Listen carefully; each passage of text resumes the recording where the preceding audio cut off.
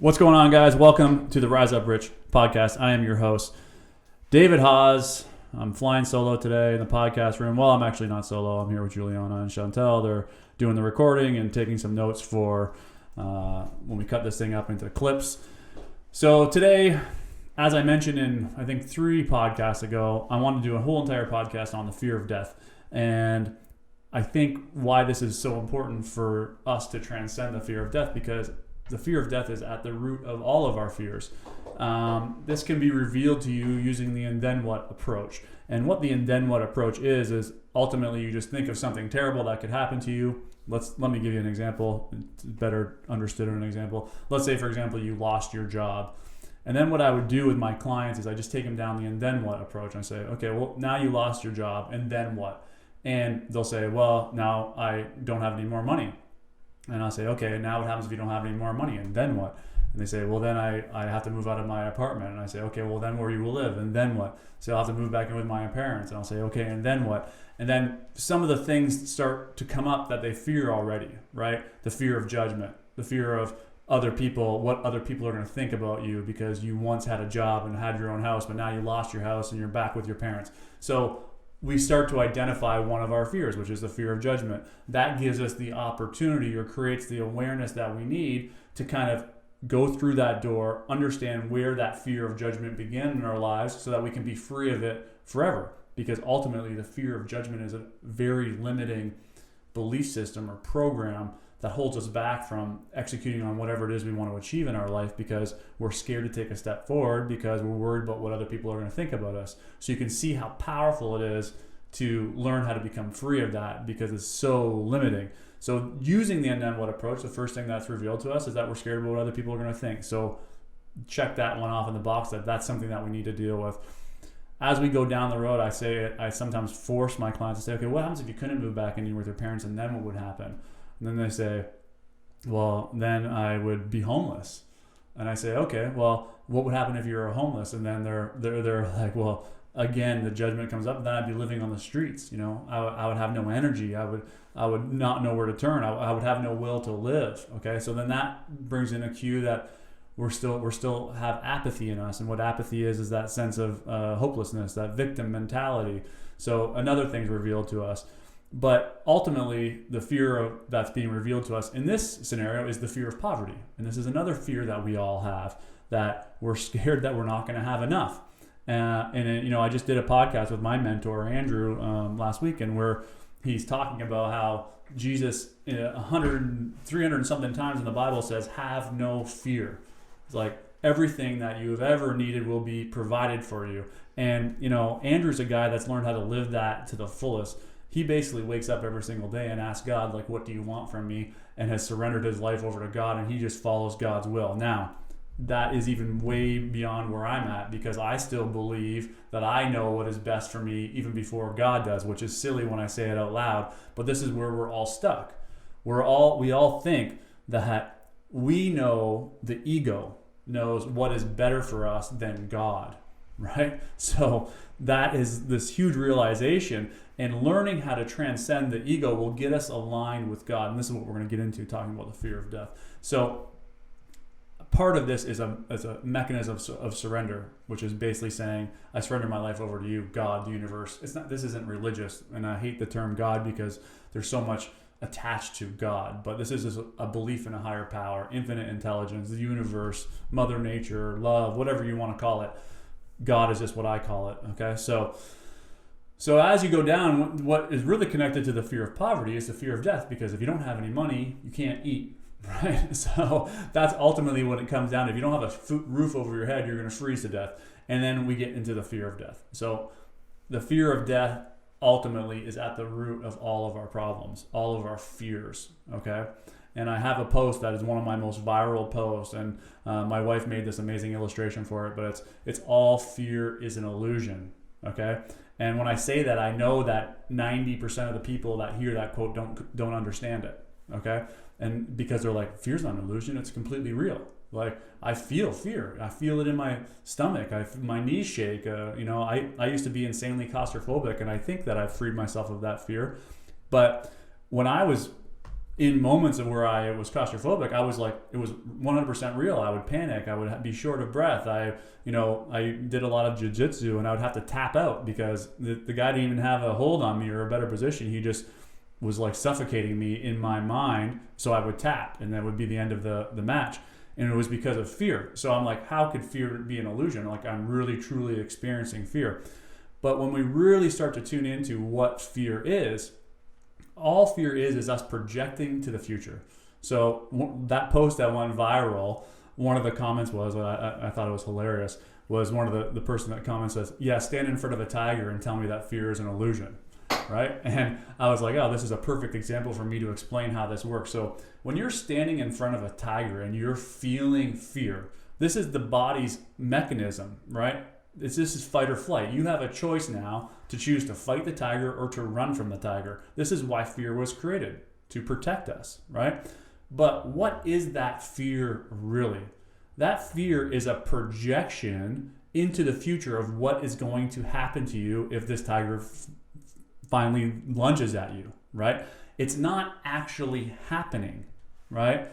We're projecting to the future that we're going to get attacked by this tiger, which creates the sense inside of us, which is our fight or flight response. Okay? This is why fear is an illusion, right? It's because we're only fearing what has yet to happen. Let me say that again because I stuttered.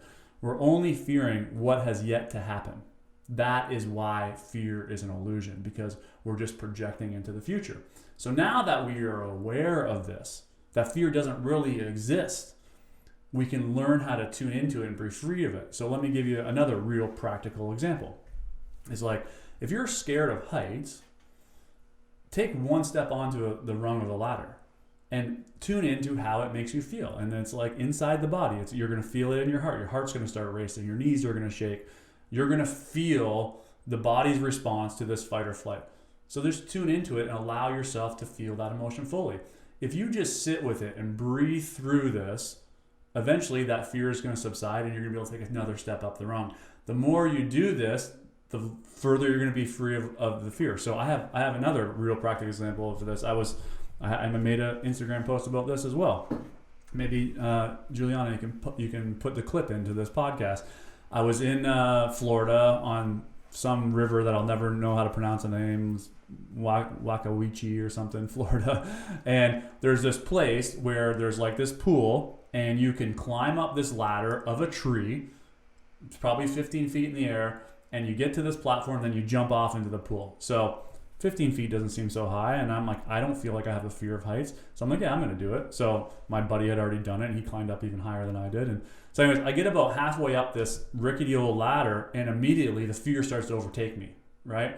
And I'm feeling it. Like my knees are shaking. I'm trying to hold on to this ladder, and my hands are shaking. And I'm like, I am in fear. I am so fully consumed by the fear of falling or whatever it may be. So what did I do? And I wish we would have caught this on video, because I actually just sat there and I breathed through the fear. I allowed my body to fully experience the fear, and I sat there for probably about a minute and a half.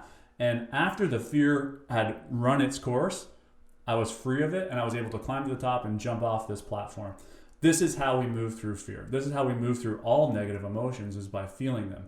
But this doesn't really answer our question of this podcast, which is, how do you overcome your fear of death? Well, in some ways it does, because we realize that our fear of death is just projecting into the future where we are dead. So with that realization, we take a little bit of power back. But the real way that we overcome our fear of death, we would come to this one simple realization.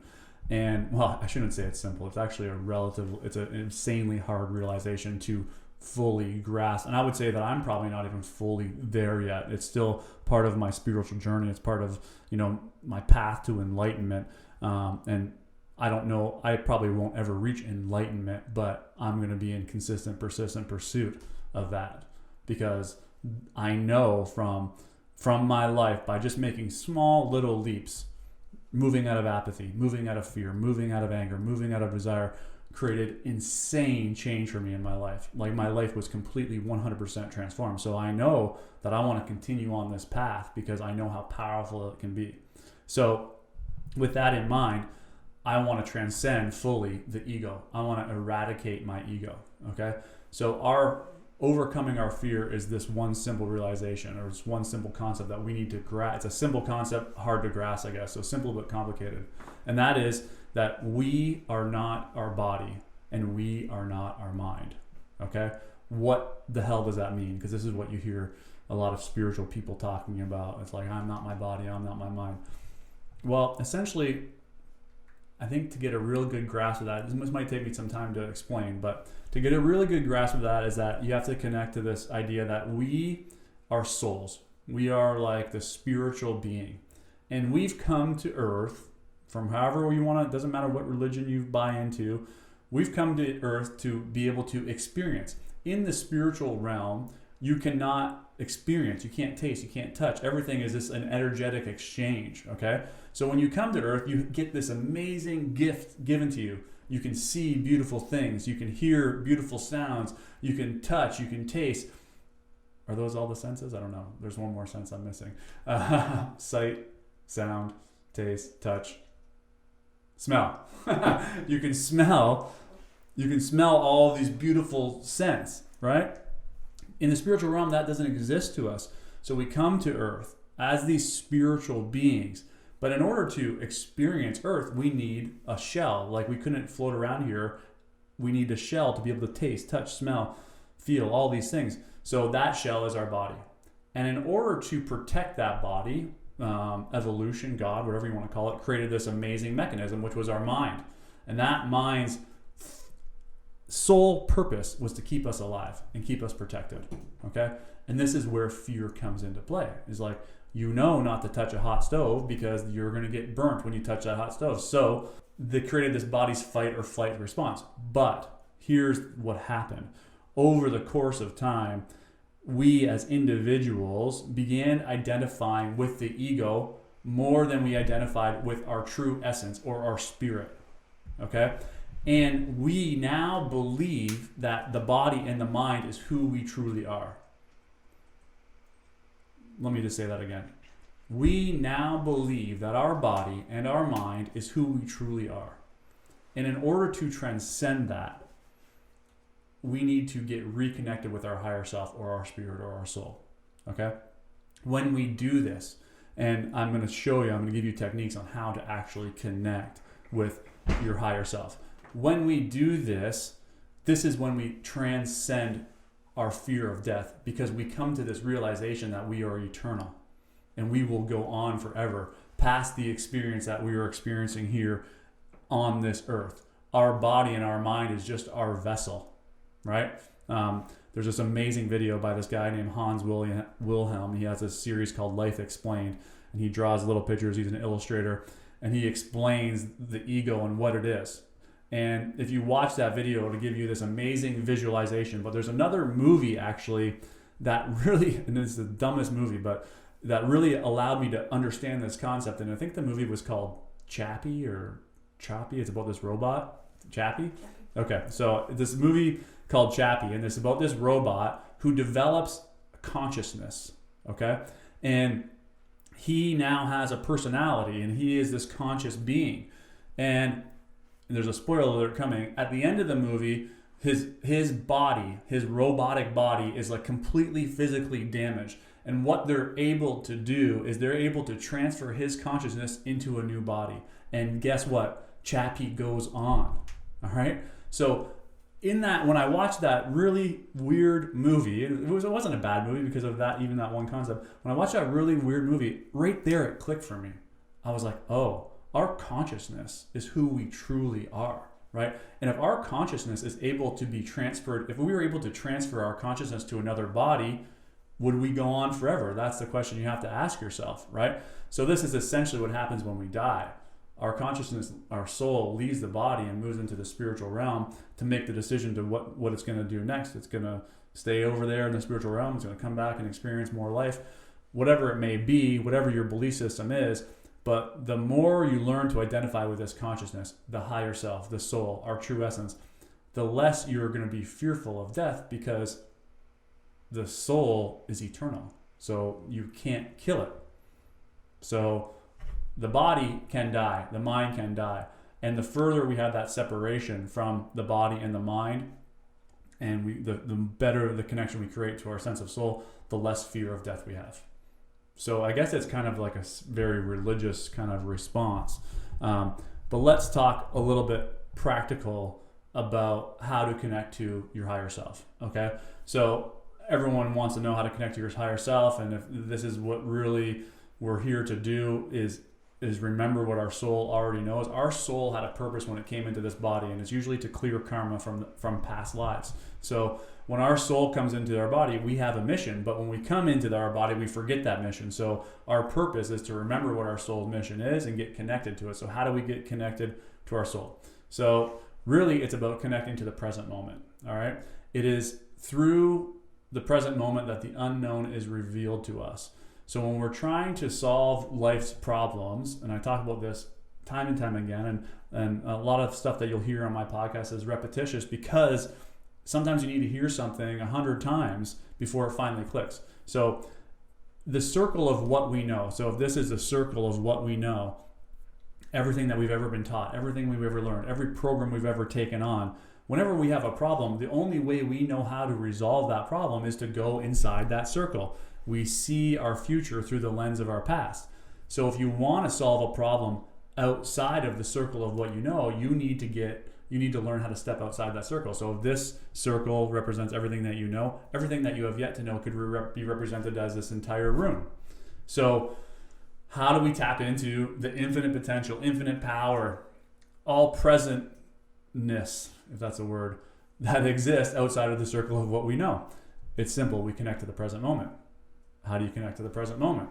The way you connect to the present moment is just you do not allow the mind or the ego to go to the past or go to the future. Now, the ego is going to resist this. The ego is our sense of self. The ego is going to resist this with everything in its power, because the ego cannot exist in the past or in the present moment, sorry. The ego can only exist in the past or in the future. Meaning the ego is constantly thinking about guilt and regret and things that happened to us in our past, or is projecting into the future where our life is better, our life is worse, the saber-toothed tiger is about to pounce on us. The ego does not exist in the present moment. If we were able to fully connect to the present moment, there would be no fear when we stood in front of that tiger, because we would not project into the future, okay? So the way to connect to the present moment is I do it just through meditation. So I sit in meditation, and I try and allow myself to focus on one constant noise. So you can use a metronome. I a lot of times use the sound of the fan in my computer. You can also connect to the breath. So you take all of your focus and all of your attention, you focus on that one constant noise or the breath. There's also a meditation technique called Heart of the Rose, where you just stare directly at a rose and you don't allow your mind to wander anywhere besides your full attention on that rose. And then as you connect more and more to the present moment, this is when the unknown will be revealed to you. So when I'm looking to resolve a problem, I don't go inside the circle of what I know. I go outside of that circle, okay? I go outside of that circle and I connect to the present moment, and this is where the truth is revealed to me. And I've given multiple examples of how I've used this, and let me give you actually one that I think is really going to hit home for you. I was on a call with a client recently, and he's a black man, and we were talking about the issues at hand today, like racism and riots and all these things that were happening. And I said, what's the one pressing question you have about this? Like this whole thing, as a black man that has experienced this, I said, what's the one question that you want answered? And he said to me, why does racism exist? Okay? And I was like, whoa, that's a big question. And even though I've experienced it hundreds and hundreds of times, I still questioned whether we were going to get to the truth in this meditation, in this connecting to the present moment. So we both sit there and we sit quietly and we're connecting to the present moment. And what I do is I connect to the present moment for about 5 minutes, and then as soon as I open my eyes, I write out everything that came to me. So what I came up with from this, or what was presented to me, it wasn't from me, it was from this higher power, this infinite intelligence. What I came up with is that this was necessary for the evolution of man. This process that we have all gone through was something that we all had to come up through. It's like, this is the process that we had to go through. Everything's happening in perfect synchronicity, which I believe is the truth. It's like all is happening in the exact order that it needed to happen for us to be free of this hatred. But what he came up with was a million times more powerful. And he said, all racism was created because of fear. And at first I didn't really understand it, right? And then when we started to dissect it a little bit, I'm like, oh my God, you have just revealed the source of why racism exists is because of fear. So let me explain to you how I explained it to him. Imagine, I don't know, 1,000 years ago or hundreds of years ago, I don't know exactly when it was, when the white man went to Africa for the first time and they saw a black person for the first time. This black person was also less civilized than they were, right? They have boats and ships and oil and lanterns and all these types of things and horse and buggy, steel. They go to Africa, they meet the first black person, and don't quote me on my history because I don't know if this is how it went down, but this is coming from this infinite potential, infinite wisdom. And when you see a black man for the first time, it was probably the most fearful thing that you've ever actually, you just imagine the fear, right? But then also on top of that is the fact that they are less civilized than we are. So then there's a disrespect towards them. They're savages, right? That is where racism began. And it took all of this time for us to get to this point where we're finally getting closer to a point where we're all at the same level, okay? When we connect with the ego or the sense of self, we live in a dualistic world where I am Dave and you are Juliana, okay? So in that dualistic world, we have differences, we have fears, there's anxieties, we don't know about that other person. But in the non-dualistic world, in the spiritual realm, we are all one and we are all interconnected. So the more we learn to connect with our higher self, the more we get aligned with this interconnectedness, and the less fear is prominent, the less hatred will come through. So this is happening in perfect synchronicity. That was the second piece of guidance that I got. This is exactly the way it needed to happen, but he was able to reveal the truth. So let me explain it to you like this. If we were all sitting here listening to this podcast, you're driving in the car, listening to this podcast, and all of a sudden an alien ship came from outer space and landed on Earth, what would your response be? You would be scared shitless, right? And this is the exact same thing that the early explorers experienced when they met the first black man. And that fear and that hatred is what has played out over the course of the history of our lives. And we were able to reveal that truth in a 5-minute meditation by learning to step outside the circle of what we know. And this is the power that exists for you. The more you step outside that circle, the more you connect to the present moment, the more you're going to get connected to your higher self, the more you're going to get connected to all this, the more you're going to get connected to our interconnectedness, that we are all the same, the less we will have this hatred in the world, the less we will fear death, right? It's like that fear that they felt was the fear of death. They didn't know what these savages were going to do to them. They were standing in front of the tiger, right? But now that we're learning to get connected with our higher selves, we can come to the realization that there is nothing to fear, just like Jesus said 360 times in the Bible, have no fear, right? So this is how you transcend your fear of death, is you get connected to your higher self. And you do that by connecting to the present moment. And I challenge you, listen to this podcast, like I want you to go home today, connect to the present moment, ask a question that you don't have the answer to, and watch and be amazed at how quickly the answer is revealed to you. And I use this in every moment of my life at every stage. And I have to be reminded of its power almost every single time I do it. So don't do it once or twice and be amazed and then forget about it. You got to keep doing it and keep practicing. And the more you do it, the more you're going to get connected with your higher self, and the more you're going to transcend your fear of death. And when you transcend fear, when you transcend the fear of death, the fear of judgment, the fear of poverty, the fear of not being good enough, whatever it is, you're going to transcend all of those as well, because at the root of all those fears is the fear that you're going to die. So yeah, that's it for today's podcast. So thanks for taking time to listen, and tune in next Wednesday for another podcast.